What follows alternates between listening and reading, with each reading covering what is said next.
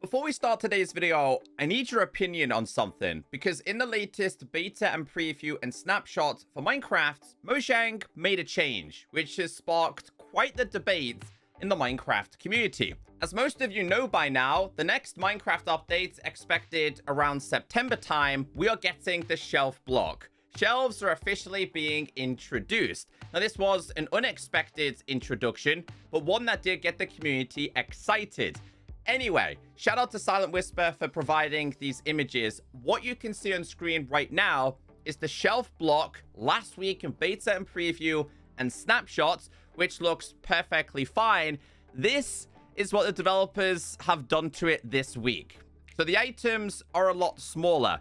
Now, I can definitely see their arguments because it's a shelf and things are meant to sit on top of the shelf, which is what they've done right here. This is more like a frame. You can see if we zoom in, the bottom isn't actually touching the shelf. If we go to this one over here, you can see it's now sitting right there. So it sparked quite the debate. People don't like this at all. Now, remember, this is early stages and testing, so hopefully they revert this change unless you like it. And that's why I'm starting with this, because I want your opinion. Here is another example. Once again, feels more like an item frame, but does look better and much bigger versus this one, which is actually sitting right there. Now, this next image I took, it looks perfectly fine for blocks. Blocks sitting on the shelf make sense, but things like pickaxes, diamonds, and swords don't. They seem smaller. It seems scaled down. So where's the middle ground here? Do we have like a clickable option where you can raise them and then put them down?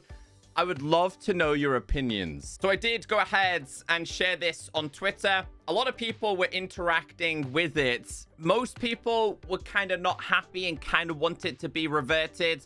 Some people said it's not a bad change. Some people basically said they need to make the items bigger. That's where they've gone wrong. So yeah, it certainly sparked a lot of interest and a lot of community feedback, which, like I said, hopefully they listen and make some adjustments. Anyway, this is the beta and preview version 1.21.110.23. Features and bug fixes, starting with blocks. Pick block now works on all variations of the light block _0 through to light block _15. We have a bug report. Yeah, nope. They haven't fixed this. So basically it says give the light block, place it, right click a few times, and then try and use the pick block. It's meant to give you that light level, but it doesn't. It's still broken this week. I've tested. So I can show you this. If I grab a light block, place one down, place another one down, and click it a few times, when you're pick blocking this, it's meant to give you light level 8, light level 4, light level 0. That doesn't happen. I am trying to pick block this. It doesn't work at all. So yeah, they need to revisit this. Moving on to changes. I put them inside of this book. So it says added oak plank, spruce, birch, jungle, acacia, dark oak definitions to the blocks.json. And this has also been done for mossy stone brick double slab, smooth quartz double slab. So basically it's just going to make technical things a little bit easier. Technical players will like this. Shelf comparator signal now works from the back of the shelf in all orientations. So you can use the shelf linked to a comparator and power this, I believe, a total of 7. So this is all done by putting a block in here, which is going to be power 1. If I take this out, we're just going to have to spread this a little bit. So this would be number 2. So you can see we have 2. If we put another one in the first slot, we now have 3. If we take both of these out and put one in here, we have 4. If we go ahead and take one, in this one, we should have 5, which we do. The far right side would be 6, I believe, and all 3 would be a power of 7. It all works in any orientation you want, whether you're facing this way, this way, this way, or this way. So I'm not a technical player, but I know the technical peeps love this. Interacting with an unpowered shelf while in creative modes now replaces the shelf item with the player's selected item instead of swapping them. Items on the shelf have been repositioned to sit on the shelf. And like I said, the community is debating this. So I'll show you guys in gameplay with a couple of different items. Because like I said to you, like the actual blocks, excuse me, pig, they make sense. They make sense to sit there. And I'm not debating that. But things like a pickaxe, swords, diamonds, I'm not seeing it, guys. I'm not seeing it. Maybe I'm just being really picky. Does it make sense to have it there rather than higher up? And then we've obviously got these, which is... I mean, to be fair, they seem to be working fine. The picture, I think, might have been from Java rather than on Bedrock. So I don't think I complain too much about this one. But, yeah, it sparked a lot of a debate in the community anyway. Let's get into the brand new copper features, copper decorations. They added the copper torch. Now, I think it's made slightly different on Java. I think on Java it's made with an ingot rather than a nugget. So this has no difference other than its color, right? So if I put this here, this goes in the middle, nugget goes on top. We end up with a brand new type of torch, which does have a green flame. Visually, it's different, but in terms of what it does, it functions the exact same as a regular torch. Now, as we go a little bit further into these new features, I'm going to turn on vibrant visuals to see what the colors actually look like. We also have different bars. So these copper bars are made with copper ingots and will oxidize over time. So you will start with these, and then over time, they are going to oxidize. So we have a couple of different versions available. So we have the weathered, oxidized, wax versions as well. As for the regular bars, they've been renamed to iron bars. They do not oxidize over time.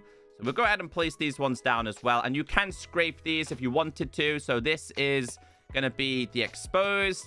This is going to be weathered, oxidized. And then obviously we do have the waxed variations as well, which we're about to scrape off. They're just pretty cool. Again, builders are going to love this. Steampunk designs are going to be fantastic. So if you go ahead and scrape this, you could then go ahead and place down the honeycomb on this to prevent any form of oxidation. Alongside the copper torch and the copper bars, we also have copper chains, also made with nuggets and copper ingots. Now, one thing I will say about this is, where's my gold chains? Honestly, give us more. I love gold chains, but this is going to give you a copper chain, and I'll go ahead and place this up here and grab some different versions. So these will also oxidize over time. This one being the copper, this one being the exposed, weathered, oxidized, the wax variations as well. So many creative builders are going to have fun with these.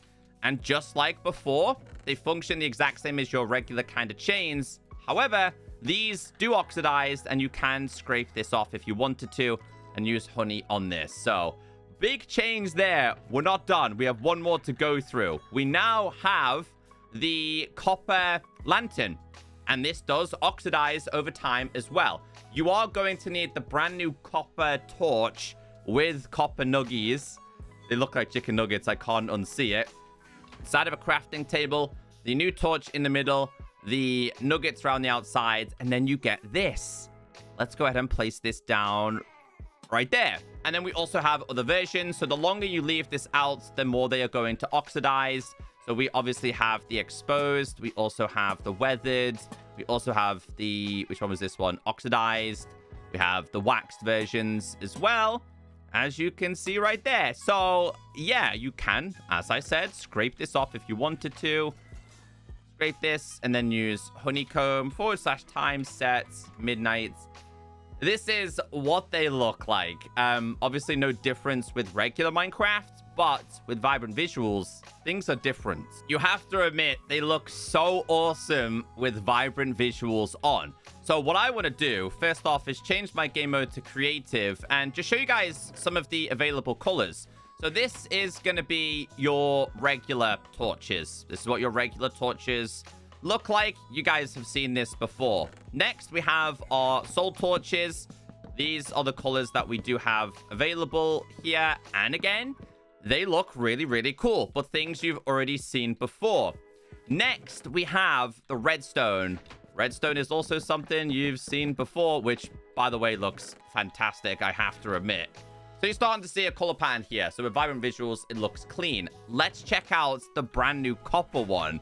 Let's go ahead and start placing down these in here and see what the color looks like. It looks so awesome. So awesome. And then obviously we have the lantern versions. So we have your regular lantern. You've obviously seen the soul lanterns before. They are probably one of my favorites. And then now we have the brand new oxidized, unoxidized, whatever version you have. As you can see, this is what they are gonna look like right here. So yeah, just wanted to do a slight comparison. I'm colorblind, so I don't know if they've actually altered this a lot. You guys will have to let me know. I could definitely see the soul one. I could definitely see the red one, but the others, I can't see too much of a difference. But just wanted to show you how clean it looks. Moving on to the copper chests. They said fix the copper chest playing default sounds when walking, jumping, and landing on them. So now, if you jump on these, there is actually a copper sound, which makes sense because they're made of copper. So a few changes with the Copper Golem statue. Fix the pose of the statue, not always updating in multiplayer and split screen. So there was a chance that this wouldn't update. That's now been fixed. The statue is now popped when pushed by a piston like other non-full cube decoration blocks. It now breaks off, unfortunately. Fix the statue not being waterlogged. So now you can go ahead and waterlog this perfectly fine. Lightning rods. Fixed only unoxidized lightning rods emitting a redstone signal when struck by lightning. All lightning rods now flash white when hit by lightning, just like in Java.